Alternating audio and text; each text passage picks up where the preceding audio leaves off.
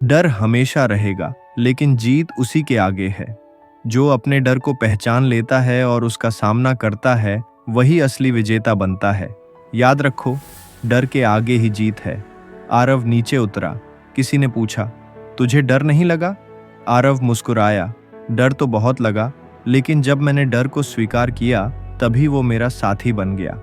डर को हराना असंभव नहीं, बस उसे नजरों में देखकर कहना पड़ता है, मैं तुझसे नहीं डरता।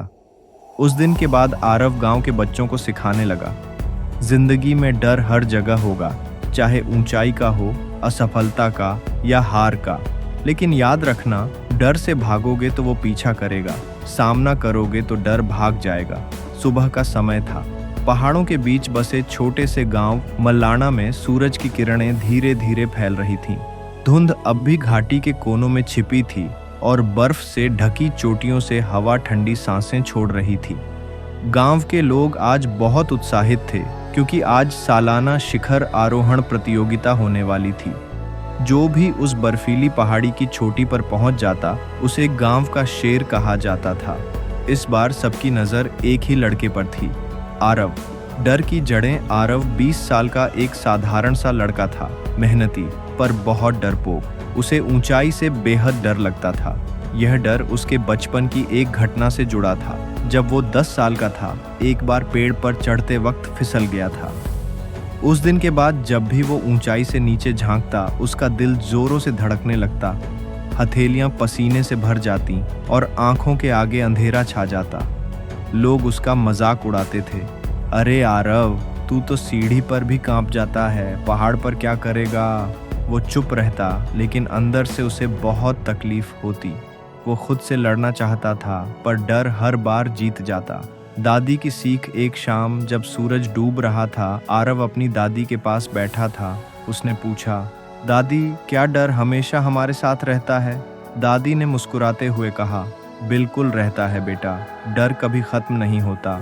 लेकिन बहादुर वो नहीं जो डरता नहीं, बल्कि वो है जो डर के बावजूद आगे बढ़ता है। उन शब्दों ने आरव के अंदर कुछ बदल दिया। वो रात को देर तक जागता रहा, आसमान के सितारों को देखता और खुद से कहता, अगर मुझे अपनी जिंदगी बदलनी है तो पहले अपने डर को हराना होगा। संकल्प। अगली सुबह से आरव ने खुद पर काम शुरू किया। वो हर दिन सूर्योदय से पहले उठता और पहाड़ी रास्तों पर दौड़ लगाता। धीरे धीरे वो ऊंचे टीलों पर चढ़ना शुरू किया। पहले पहल उसका दिल तेज धड़कता, पर वो रुकता नहीं। वो खुद से कहता, डर को हर दिन थोड़ा थोड़ा मात दूंगा। कई बार गिरा, हाथ छिल गए, घुटने फट गए, पर हर बार गिरकर वो मुस्कुराया, क्योंकि अब उसे पता था हर चोट उसे मजबूत बना रही है। उसका दोस्त कबीर एक दिन बोला, पागल है तू, पिछले साल रमेश गिर गया था उस पहाड़ी से, अगर तुझसे कुछ हो गया तो? आरव शांत स्वर में बोला, अगर डर की वजह से कोशिश ही न करूं तो जिंदगी का मतलब क्या रह जाएगा। प्रतियोगिता का दिन जनवरी की ठंडी सुबह थी। गांव के लोग मैदान में जमा थे।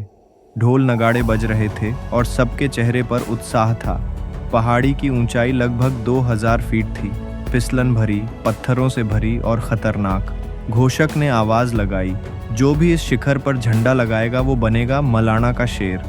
आरव ने अपनी दादी की ओर देखा। दादी ने बस मुस्कुराकर सिर हिलाया, जा बेटा, आज डर को हराने का दिन है। चढ़ाई की शुरुआत। आरव ने गहरी सांस ली और चढ़ाई शुरू की।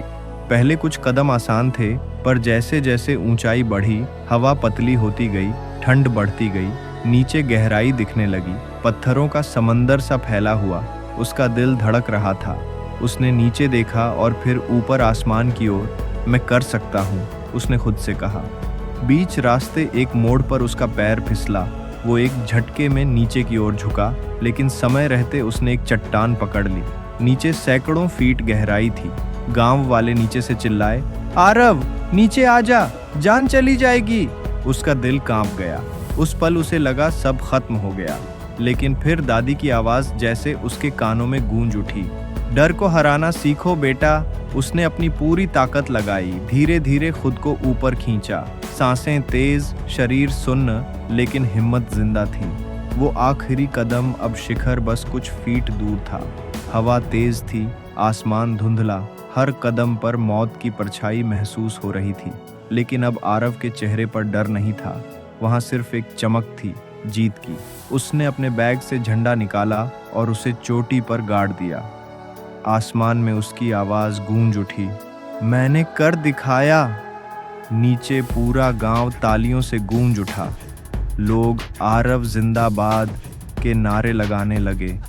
दादी की आंखों में आंसू थे, लेकिन वो आंसू गर्व के थे।